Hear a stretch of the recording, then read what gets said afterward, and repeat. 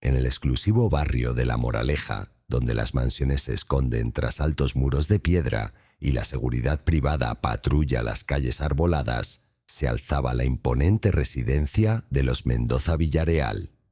Era una noche de octubre de 2024 y la lluvia golpeaba suavemente los cristales emplomados del gran salón, mientras Alejandro Mendoza Villarreal contemplaba el jardín desde su escritorio de caoba centenaria. A sus 62 años, Alejandro había construido un imperio que se extendía desde las energías renovables hasta la construcción, pasando por una cadena de hoteles de lujo que competía directamente con los grandes conglomerados internacionales. Su fortuna, estimada en más de 3.000 millones de euros, lo situaba entre los 10 hombres más ricos de España. Pero esa noche, algo perturbaba su habitual serenidad. El teléfono sonó con la melodía clásica que había programado años atrás. La voz al otro lado era familiar. Carmen Ibáñez Torregrosa, heredera de una de las fortunas textiles más antiguas del país y su socia en múltiples aventuras empresariales. Alejandro, necesitamos hablar. Ha surgido algo que podría cambiar las reglas del juego para todos nosotros, dijo Carmen con un tono que mezclaba urgencia y precaución. ¿De qué se trata, Carmen? Sabes que a estas horas prefiero la tranquilidad, respondió Alejandro, aunque su interés estaba claramente despertado. No por teléfono. Mañana, en el club. He contactado con Rodrigo, Elena y los demás. Esto nos afecta a todos los que estamos en el círculo. El círculo. Así llamaban al grupo informal, pero extraordinariamente influyente, de las 10 familias más poderosas de España. No era una organización oficial, ni siquiera tenían reuniones regulares, pero cuando algo amenazaba sus intereses comunes, se unían con una efectividad que habría envidiado cualquier gobierno. Al día siguiente, el Club de Campo Villa de Madrid parecía especialmente silencioso. Era miércoles por la mañana y la mayoría de los socios estaban en sus despachos, gestionando imperios que movían miles de millones de euros. En el reservado más exclusivo del club, 5 personas se habían reunido alrededor de una mesa de roble lustrado. Alejandro Mendoza Villarreal ocupaba la cabecera, como era habitual cuando él convocaba estas reuniones informales. A su derecha se sentaba Carmen Ibáñez Torregrosa, elegante como siempre, con su traje de chaqueta de Chanel y su característico collar de perlas. Su empresa textil, fundada por su bisabuelo en 1923, había sobrevivido a la guerra civil, la dictadura de Franco y todas las crisis económicas posteriores, reinventándose constantemente hasta convertirse en una multinacional con presencia en más de 30 países. Frente a Carmen, Rodrigo Sainz de Baranda Uceda revisaba unos documentos con la meticulosidad que lo había caracterizado desde que heredó el conglomerado familiar a los 35 años. Su imperio abarcaba desde la banca privada hasta las telecomunicaciones y sus decisiones de inversión eran seguidas de cerca por los analistas de medio mundo. A pesar de sus apenas 42 años, era respetado incluso por empresarios con décadas de experiencia. Elena Vázquez Montalvo, la única presente que había construido su fortuna desde cero, ocupaba el asiento frente a Alejandro. Sus orígenes humildes en un pequeño pueblo de Extremadura contrastaban dramáticamente con su actual posición como presidenta de una de las empresas de distribución más grandes de Europa. Su historia de ascenso desde dependienta de una pequeña tienda hasta magnate empresarial era legendaria y su fortuna personal superaba los 2.000 millones de euros. Completaba el grupo Francisco Javier Montemayor Aguirre, descendiente directo de una familia que había acumulado riquezas durante siglos a través de la agricultura, la ganadería y, más recientemente, el sector inmobiliario. Sus propiedades se extendían por toda la península ibérica y su influencia en el sector agrícola era tan grande que sus decisiones podían afectar los precios de productos básicos en toda Europa. Carmen tomó la palabra después de que el camarero, discreto y eficiente como todos los empleados del club, sirviera el café y se retirara, cerrando cuidadosamente la puerta tras de sí. Ayer recibí información confidencial que podría cambiar radicalmente el panorama económico español en los próximos meses. Comenzó, bajando la voz instintivamente. Mis contactos en Bruselas me han confirmado que la Comisión Europea está preparando una investigación exhaustiva sobre prácticas fiscales de grandes fortunas españolas. No es una auditoría rutinaria. Están buscando específicamente patrones de evasión fiscal sofisticada y uso de paraísos fiscales. El silencio que siguió fue denso y significativo. Cada uno de los presentes sabía que sus estructuras financieras, aunque perfectamente legales, podrían no resistir un escrutinio público intenso sin generar controversia mediática. Rodrigo fue el primero en hablar. ¿Qué nivel de detalle tienen? ¿Estamos hablando de una investigación general o tienen nombres específicos? Tienen nombres, Rodrigo. Los nuestros están en esa lista, junto con otros 5 o 6 del círculo que no están aquí hoy, respondió Carmen, confirmando los peores temores del grupo. Elena, siempre práctica, fue directa al grano. ¿Cuál es el cronograma? ¿Cuánto tiempo tenemos para prepararnos? Según mis fuentes, la investigación se hará pública en enero. Eso nos da aproximadamente 3 meses para tomar las medidas necesarias. Francisco Javier, que había permanecido en silencio hasta ese momento, se inclinó hacia adelante. ¿Y cuáles son exactamente esas medidas necesarias, Carmen? Porque si estamos hablando de reestructurar completamente nuestras finanzas internacionales en 3 meses, necesitaremos un milagro. Alejandro había estado tomando notas en silencio, como hacía siempre que se enfrentaba a una crisis empresarial. Su experiencia le había enseñado que las mejores decisiones se tomaban después de un análisis cuidadoso, no en el calor del momento. Antes de entrar en pánico, dijo con su voz característica, profunda y pausada, necesitamos entender exactamente qué están buscando y cómo podemos proteger nuestros intereses legítimos sin crear más problemas. Se levantó y comenzó a caminar por la habitación, como hacía siempre cuando reflexionaba profundamente. Carmen, necesito que tus contactos nos proporcionen más detalles, no solo sobre el alcance de la investigación, sino sobre las motivaciones políticas detrás de ella, porque esto no es solo sobre impuestos, ¿verdad? Carmen asintió lentamente. Tienes razón, Alejandro. Mis fuentes sugieren que esto forma parte de una iniciativa más amplia para reducir la influencia de las grandes fortunas privadas en las decisiones políticas europeas. Hay una presión creciente desde algunos sectores políticos para limitar lo que ellos llaman oligarquización de la economía europea. Rodrigo intervino con una sonrisa irónica. Oligarquización. Qué término tan pintoresco para describir el éxito empresarial y la creación de empleo a gran escala. El problema, continuó Elena, no es solo la investigación en sí misma, es la percepción pública. En el clima actual, cualquier revelación sobre optimización fiscal, incluso la más legal, puede convertirse en un escándalo mediático que dañe nuestras marcas y negocios. Francisco Javier asintió gravemente. Elena tiene razón. He visto cómo empresarios respetables han visto sus reputaciones destruidas por revelaciones que técnicamente no mostraban ninguna ilegalidad. Alejandro se detuvo frente a la ventana que daba al campo de golf. Varios socios jugaban su partida matutina, ajenos a la conversación que podría cambiar el panorama económico español. Propongo que dividamos nuestro enfoque en 3 frentes, dijo finalmente.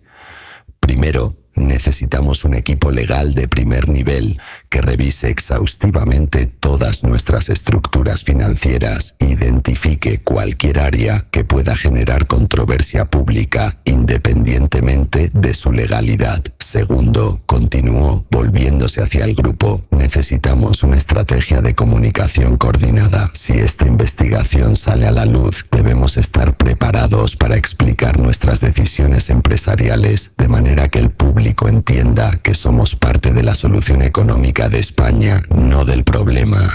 Carmen tomó notas rápidamente en su tablet. ¿Y el tercer frente? El más delicado, respondió Alejandro. Necesitamos entender quién está impulsando esta investigación y por qué. Si hay motivaciones políticas específicas, tal vez podamos abordar las preocupaciones subyacentes antes de que esto se convierta en una crisis pública. Una semana después, los 5 empresarios se volvieron a reunir, esta vez en la oficina privada de Alejandro, en el exclusivo distrito financiero de Madrid. El ambiente era más tenso que en su encuentro anterior. Las investigaciones preliminares de sus respectivos equipos legales habían revelado la complejidad del desafío que enfrentaban. Carmen había llegado con información adicional de sus contactos en Bruselas. La situación es más seria de lo que pensábamos inicialmente, anunció mientras se acomodaba en uno de los sillones de cuero italiano que decoraban la oficina. La investigación no es solo fiscal. Están examinando también nuestras inversiones en paraísos fiscales, nuestras donaciones políticas e incluso algunas de nuestras decisiones de contratación en proyectos públicos. Rodrigo había estado especialmente silencioso durante los días anteriores y su rostro reflejaba la preocupación que sentía. Mis abogados han identificado al menos 12 estructuras financieras que, aunque completamente legales, podrían ser malinterpretadas por la opinión pública. Estamos hablando de décadas de planificación fiscal sofisticada que súbitamente podría convertirse en nuestra ruina reputacional. Elena había tomado una aproximación más directa al problema. He hablado con periodistas de confianza en los principales medios económicos. La buena noticia es que aún no hay filtraciones significativas.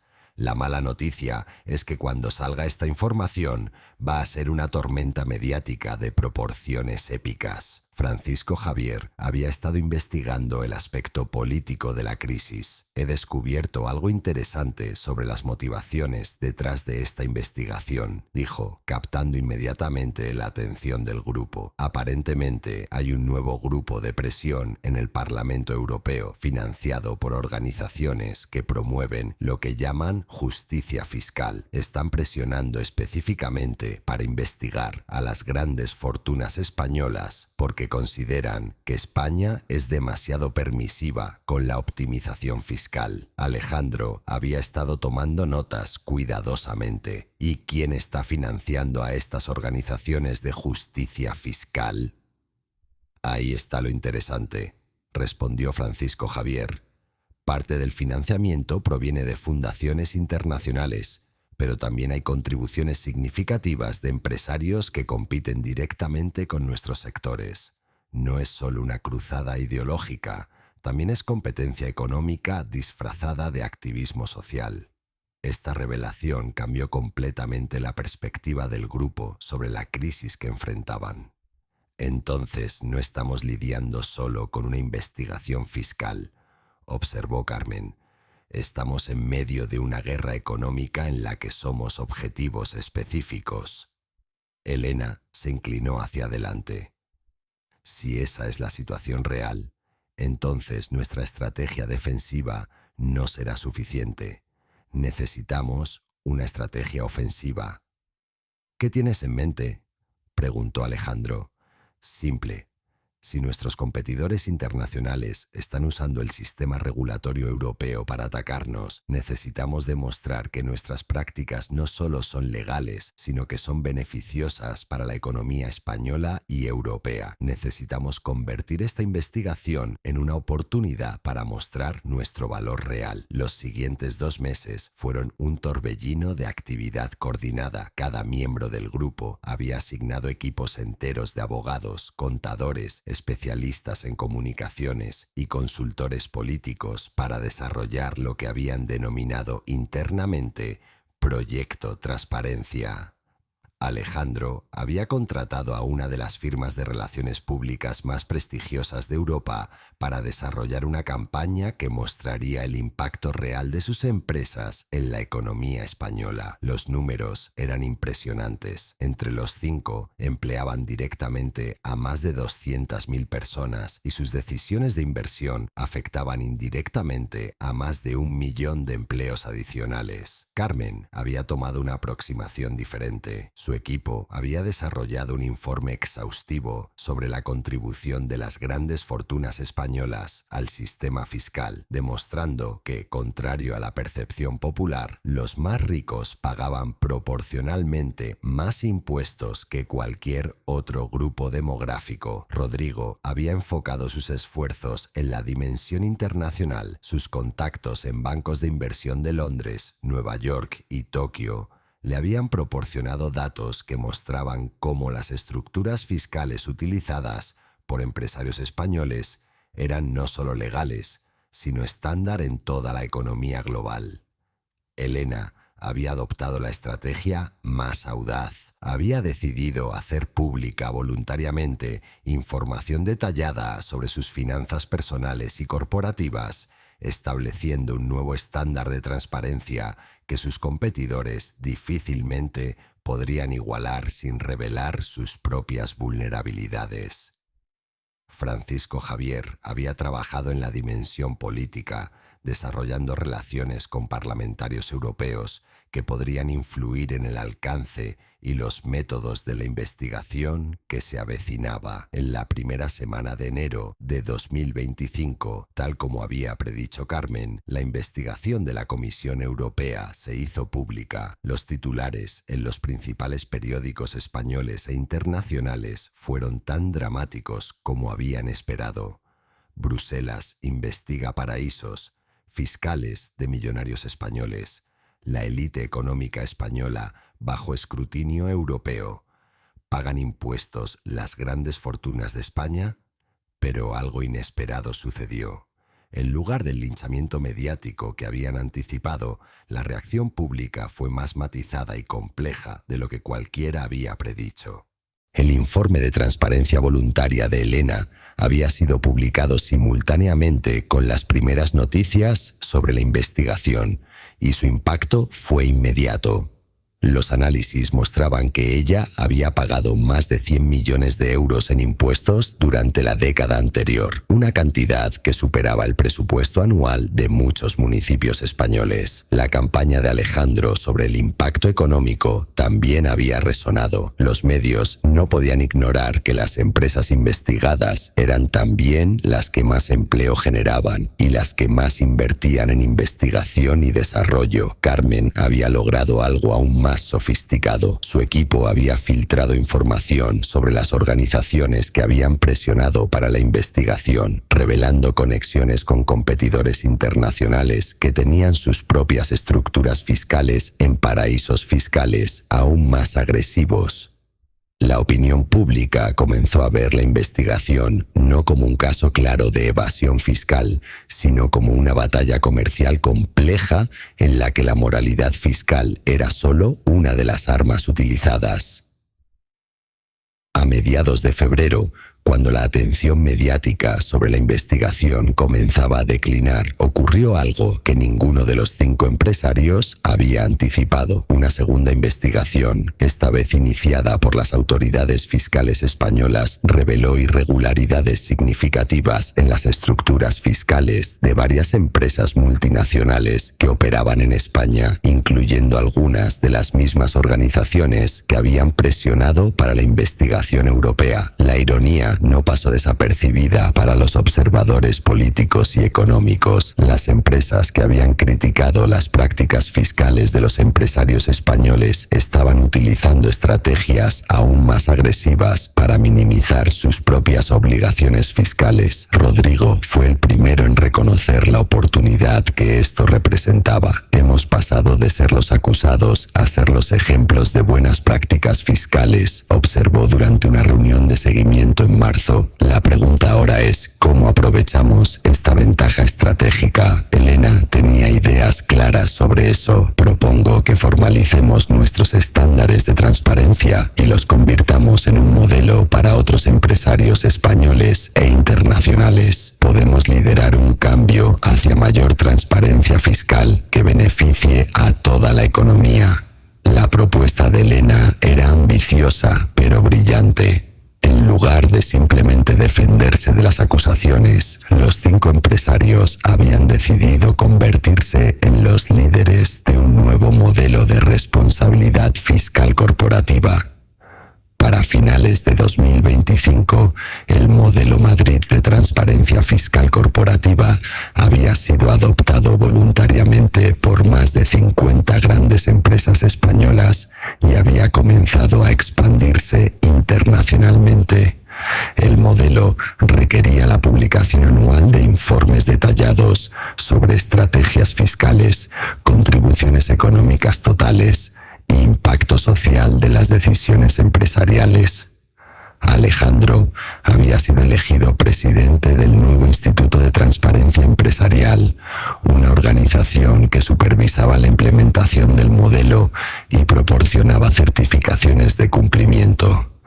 Carmen había expandido su empresa textil a nuevos mercados, aprovechando la reputación de transparencia y responsabilidad social que había desarrollado durante la crisis. Rodrigo había lanzado un fondo de inversión especializado en empresas que adoptaban altos estándares de transparencia fiscal, atrayendo capital de inversionistas institucionales que valoraban la responsabilidad corporativa. Elena había sido invitada a hablar en el Foro Económico Mundial sobre el nuevo modelo de transparencia empresarial, consolidando su posición como líder de opinión en temas de responsabilidad fiscal corporativa. Francisco Javier había utilizado su experiencia en el sector agrícola para desarrollar un programa de transparencia específico para empresas del sector primario que había sido adoptado por la Unión Europea como modelo para toda la región. Un año después de aquella primera reunión en el Club de Campo Villa de Madrid, los 5 empresarios se reunieron nuevamente, esta vez para celebrar el éxito de su transformación de una crisis potencial en una oportunidad de liderazgo. La investigación europea había concluido oficialmente con recomendaciones para mayor transparencia fiscal, pero sin sanciones significativas para las empresas españolas investigadas. De hecho, varias de estas empresas habían sido citadas como ejemplos de mejores prácticas. ¿Quién hubiera pensado que una investigación fiscal se convertiría en nuestra mejor estrategia de marketing? Bromeó Carmen mientras brindaban con champán francés en la terraza de la nueva sede del Instituto de Transparencia Empresarial. La lección, reflexionó Alejandro, es que en el mundo moderno la transparencia no es solo una obligación moral, sino una ventaja competitiva. Los consumidores, inversionistas y gobiernos valoran cada vez más a las empresas que operan abiertamente. Elena añadió: y lo más importante es que hemos demostrado que es posible ser exitoso financieramente mientras se mantienen los más altos estándares éticos. No es necesario elegir entre rentabilidad y responsabilidad. Rodrigo levantó su copa por el poder de la transparencia y por haber convertido a nuestros críticos en nuestros admiradores. Francisco Javier concluyó: y por recordar que el verdadero poder no viene de ocultar lo que hacemos, sino de estar orgullosos de ello. Mientras el sol se ponía sobre Madrid, los 5 empresarios contemplaron una ciudad y un país donde habían ayudado a redefinir lo que significaba ser exitoso en el siglo XXI. Habían aprendido que el verdadero poder no residía en la opacidad financiera o en la influencia política oculta, sino en la capacidad de liderar con transparencia, crear valor genuino para la sociedad y transformar los desafíos en oportunidades. Su historia se había convertido en un ejemplo de cómo la élite económica moderna persona puede mantener su éxito mientras contribuye positivamente al bienestar social, demostrando que el capitalismo responsable no es solo posible, sino más rentable y sostenible a largo plazo que las alternativas menos éticas. El círculo dorado de las grandes fortunas españolas había evolucionado para convertirse en un círculo transparente, donde el poder se ejercía abiertamente y se justificaba a través de resultados medibles en términos de empleo, innovación, contribución fiscal y impacto social positivo. Fin nota del autor. Esta historia es una obra de ficción. Cualquier parecido con personas reales, vivas o muertas, o con situaciones reales, es pura coincidencia. Los personajes y empresas mencionados son completamente imaginarios y no representan a ninguna persona o entidad real del mundo empresarial español.